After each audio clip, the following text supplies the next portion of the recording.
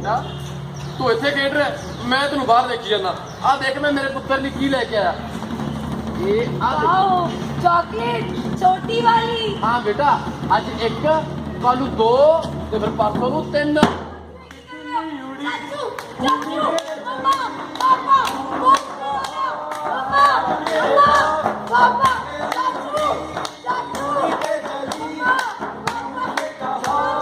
आजा मेरे पास। तू जिंदा है तो जिंदगी की जीत पे यकीन कर, अगर कहीं है स्वर्ग तो उतार ला जमीन पर। तू जिंदा है तो जिंदगी की जीत पे यकीन कर, अगर कहीं है स्वर्ग तो उतार ला जमीन पर। बस हुन हो नहीं। फिरते बरिंदर दी चीख महल कला दी करी जीत, तेरे वर्गी मजबूत सी ते तेरे वर्गी पीठ, उस नाल भी तेरे वांगू तैथों वध के ही सी जो होया। ना धरती दा सीना फटिया, ना अंबर खुल के रोया। उस बोर दे पर नोचण वाले कातला दा पक्ष पूरदी रही पंजाब सरकार।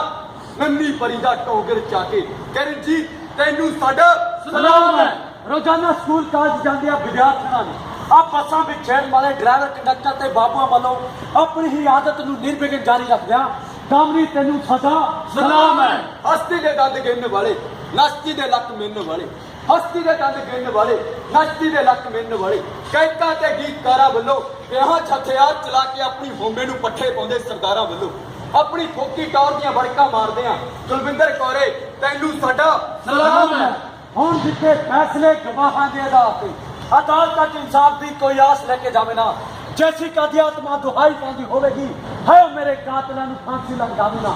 दस्ताने सूतली जवान मजलूमां दी किते कोई बंद सिंह चब्बर बन जावे ना, किते कोई बंद सिंह चब्बर बन जावे ना, किते कोई बंद सिंह चब्बर बन जावे ना। बंद सिंह चब्बर ਉਹ ਬੰਦਾ ਸੀ ਬੇਟਾ ਜਿਸ ਦੀ ਬੱਚੀ ਦੇ ਨਾਲ ਰੇਪ ਕੀਤਾ ਗਿਆ ਤੇ ਜਦੋਂ ਉਸ ਬਾਪ ਨੇ ਆਪਣਾ ਵਿਰੋਧ ਦਰਜ ਕਰਾਇਆ ਤਾਂ ਉਹਦੀਆਂ ਦੋਵੇਂ ਬਾਹਾਂ ਤੇ ਦੋਵੇਂ ਲੱਤਾਂ ਵੱਢ ਦਿੱਤੀਆਂ ਗਈਆਂ। ਪਰ ਬਾਵਜੂਦ ਇਸ ਦੇ ਉਹ ਬਾਬੇ ਗੋਬਿੰਦ ਦੇ ਬੰਦੇ ਨੇ ਹਾਰ ਨਹੀਂ ਮੰਨੀ, ਅੰਤ ਤੱਕ ਆਪਣੀ ਲੜਾਈ ਲੜਦਾ ਰਿਹਾ ਤੇ 2 ਮਹੀਨਿਆਂ ਤੋਂ ਬਾਅਦ ਤੁਹਾਡੇ ਵਰਗੇ ਲੋਕ ਲਹਿਰਾਂ ਬਣ ਕੇ ਉੱਠੇ ਤੇ ਉਹਨਾਂ ਦੋਸ਼ੀਆਂ ਨੂੰ ਗ੍ਰਿਫਤਾਰ ਕੀਤਾ ਗਿਆ। ਸਵਾਲ ਇਹ ਕਿ ਜੇ ਸਾਡੀਆਂ ਬੱਚੀਆਂ ਆਪਣੇ ਹੀ ਘਰਾਂ 'ਚ ਸੁਰੱਖਿਅਤ ਨਹੀਂ, ਜਿਹੜੇ 96% ਰੇਪ ਨੇ ਬੇਟਾ ਉਹ ਸਾਡੇ ਜਾਣ ਪਛਾਣ ਦੇ ਲੋਕਾਂ ਵੱਲੋਂ ਕੀਤੇ ਜਾਂਦੇ ਨੇ ਤੇ ਮੇਰਾ ਅੰਕੜਾ ਨਹੀਂ ਇੰਡੀਅਨ ਕ੍ਰਾਈਮ ਬਿਊਰੋ ਦਾ ਅੰਕੜਾ ਸਿਰਫ 4% ਜਿਹੜੇ ਰੇਪ ਨੇ ਉਹ ਅਣਪਛਾਤੇ ਲੋਕਾਂ ਵੱਲੋਂ ਕੀਤੇ ਜਾਂਦੇ ਆ। ਇਸ ਤਰ੍ਹਾਂ ਦਾ ਭਾਰਤ ਸਰਕਾਰ ਕਹਿੰਦੀ ਹੈ, ਮੈਂ ਨਹੀਂ ਕਹਿੰਦਾ। ਜੇ ਅਸੀਂ ਘਰਦਿਆਂ ਦੀ ਗੱਲ ਕਰੀਏ ਤਾਂ 2017 ਚ ਹਜ਼ਾਰਾਂ ਦੀ ਗਿਣਤੀ 'ਚ ਰੇਪ ਕੀਤੇ ਗਏ, ਜਿਹਦੇ ਤੋਂ 327 ਰੇਪ ਇਸ ਤਰ੍ਹਾਂ ਦੇ ਸੀ ਜਿਹੜੇ ਸਕੇ ਪਰਿਵਾਰਕ ਮੈਂਬਰਾਂ ਵੱਲੋਂ ਕੀਤੇ ਗਏ। ਸਟੈਪ ਫਾਦਰ ਵੱਲੋਂ, ਚਾਚੇ ਤਾਏ ਦੇ ਮੁੰਡਿਆਂ ਵੱਲੋਂ ਜਾਂ ਫੁੱਫੜ ਭੂਆ ਦੇ ਮੁੰਡਿਆਂ ਵੱਲੋਂ ਜਾਂ ਤੁਹਾਡੇ ਜਿਹੜੇ ਦੋਸਤ ਬਣਦੇ ਉਹਨਾਂ ਦੋਸਤਾਂ ਵੱਲੋਂ ਲਗਭਗ 327 ਰੇਪ ਇਸ ਤਰ੍ਹਾਂ ਦੇ ਜਿਹੜੇ ਰਜਿਸਟਰ ਕੀਤੇ ਗਏ। ਹਰਿਆਣੇ 'ਚ ਪਿਛਲੇ ਸਾਲ 1000 ਰੇਪ ਹੋਏ, ਜਿਹਦੇ ਤੋਂ ਲਗਭਗ 200 ਜਿਹੜੇ ਬਲਾਤਕਾਰ ਸੀ ਉਹ ਗੈਂਗ ਰੇਪ ਸੀ। 200 ਰੇਪ ਗੈਂਗ ਰੇਪ ਸੀ ਜਿਹੜੇ ਬੱਚਿਆਂ ਦੇ ਨਾਲ ਸਮੂਹਿਕ ਬਲਾਤਕਾਰ ਕੀਤਾ ਗਿਆ। ਇਸ ਤਰ੍ਹਾਂ ਦੇ ਦੇਸ਼ 'ਚ, ਇਸ ਤਰ੍ਹਾਂ ਦੇ ਮੁਲਕ 'ਚ ਅਸੀਂ ਆਪਣੀ ਬੱਚਿਆਂ ਨੂੰ ਦੇਵੀਆਂ ਕਹਿ ਕੇ ਪੂਜਣ ਦਾ ਢਕਮੰਜ ਰੱਖਦੇ ਹਾਂ। ਪਰ ਗੱਲ ਇਹ ਕਿ ਜੇ ਸਾਡੀਆਂ ਬੱਚੀਆਂ ਘਰਾਂ 'ਚ ਸੁਰੱਖਿਅਤ ਨਹੀਂ ਤਾਂ ਉਹਨਾਂ ਨੂੰ ਅਸੀਂ ਹੱਲ ਕੀ ਦਈਏ।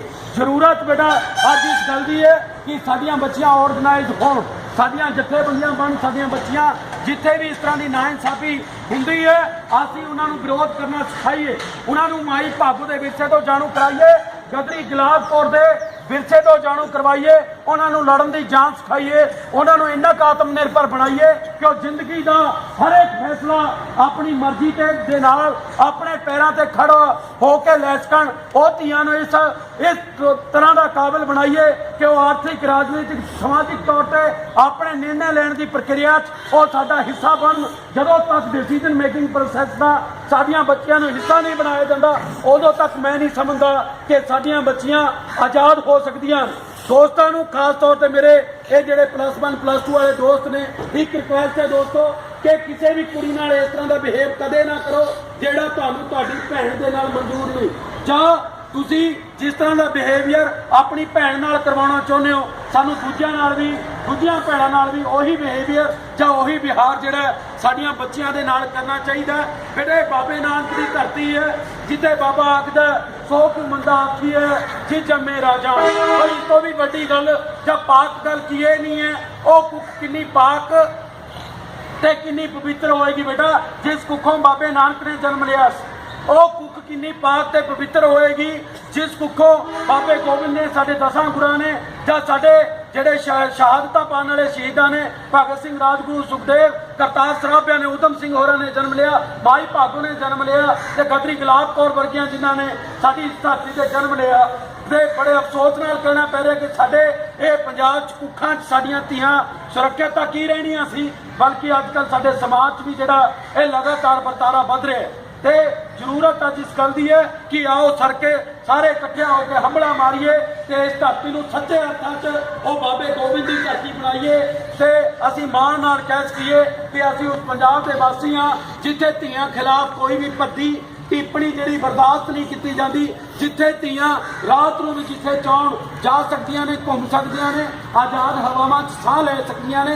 ਇਸ ਤਰ੍ਹਾਂ ਦਾ ਮਾਹੌਲ ਅਸੀਂ ਜੇਕਰ ਬਣਾ ਪਾਵਾਂਗੇ ਸਾਡੀ ਬੱਚਿਆਂ ਲਈ ਤਾਂ ਸੱਚੇ ਅਰਥਾਂ 'ਚ ਅਸੀਂ ਕਹਿ ਸਕਾਂਗੇ ਇਹ ਸਾਡਾ ਪੰਜਾਬ ਹੈ ਜਿੱਥੇ ਇਸ ਤਰ੍ਹਾਂ ਦਾ ਸੂਬਾ ਇੱਕ ਧਰਤੀ ਦੇ ਇੱਕੋ ਇੱਕ ਸੂਬਾ ਹੈ ਕਿ ਜਿੱਥੇ ਧੀਆਂ ਜਦੋਂ ਚਾਹੁਣ ਜਾ ਸਕਦੀਆਂ ਨੇ ਤੇ ਕੋਈ ਉਹਨਾਂ ਦੀ ਹਵਾ ਵੱਲ ਨਹੀਂ ਝਾਕ ਸਕਦਾ। ਤੇ ਜਿਹੜੇ ਮੁੰਡੇ ਦਸਤਾਰਾਂ ਬੰਨ੍ਹਦੇ ਆ ਨਾ ਸਵੇਰੇ ਸਵੇਰੇ, ਇੱਕ ਰਿਕੁਐਸਟ ਜ਼ਰੂਰ ਹੈ ਬੇਟੇ ਤੁਹਾਨੂੰ ਕਿ ਇਹ ਦਸਤਾਰਾਂ 10ਵੇਂ ਪਾਤਸ਼ਾਹ ਦੀ ਸਾਨੂੰ ਬਖਸ਼ਿਸ਼ ਨੇ ਤੇ ਜਦੋਂ ਸਵੇਰੇ ਪੱਗ ਬੰਨ੍ਹਦੇ ਹੋ ਨਾ ਤਾਂ ਦਲਜੀਤ ਨੂੰ ਯਾਦ ਕਰਨ ਦੀ ਥਾਂ ਤੇ ਤੁਸੀਂ ਬਾਬੇ ਗੋਬਿੰਦ ਨੂੰ ਜੇਕਰ ਯਾਦ ਕਰੋਗੇ ਤਾਂ ਮੈਂ ਲਿਖ ਕੇ ਦੇਣਾ ਕਿ ਪੰਜਾਬ ਦੇ ਇਸ ਤਰ੍ਹਾਂ ਦੇ ਜਿਹੜੇ 70% ਜਿਹੜੇ ਅਪਰਾਧਿਕ ਮਾਮਲੇ ਨੇ ਉਹ ਘਟ ਜਾਣਗੇ ਜੇ ਦਸਤਾਰਾਂ ਬੰਨ੍ਹਣ ਵਾਲੇ ਮੁੰਡੇ ਸਿਰਫ ਜਦੋਂ ਦਸਤਾਰ ਬੰਨ੍ਹਦੇ ਆ ਉਸ ਸਮੇਂ ਬਾਬੇ ਗੋਬਿੰਦ ਨੂੰ ਯਾਦ ਕਰ ਲਿਆ ਕਰਨ ਜਾਂ ਛੋਟੇ ਸਾਹਿਬਜ਼ਾਦਿਆਂ ਦੀ ਕੁਰਬਾਨੀ ਨੂੰ ਅਸੀਂ ਯਾਦ ਕਰ ਲਈਏ ਤਾਂ 70% ਸਾਡੇ ਮਸਲੇ ਜਿਹੜੇ ਹੱਲ ਹੋ ਸਕਦੇ।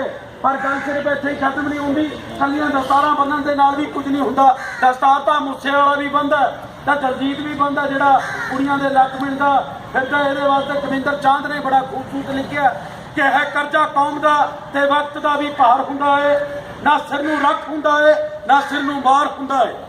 ਹੈ ਕਰਜ਼ਾ ਕੌਮ ਦਾ ਤੇ ਵਕਤ ਦਾ ਵੀ ਭਾਰ ਹੁੰਦਾ ਏ, ਨਾ ਸਿਰ ਨੂੰ ਰੱਖ ਹੁੰਦਾ ਏ ਨਾ ਸਿਰ ਨੂੰ ਬਾਹਰ ਹੁੰਦਾ ਏ। ਸਿਰਫ ਦਸਤਾਰ ਕਰਕੇ ਹੀ ਨਹੀਂ ਨਾ ਬਾਣੀਆਂ ਕਰਕੇ ਜੋ ਸਿਰ ਵਾਲੇ ਕਿਸੇ ਖਾਤਰ ਉਹੀ ਸਰਦਾਰ ਹੁੰਦਾ ਏ।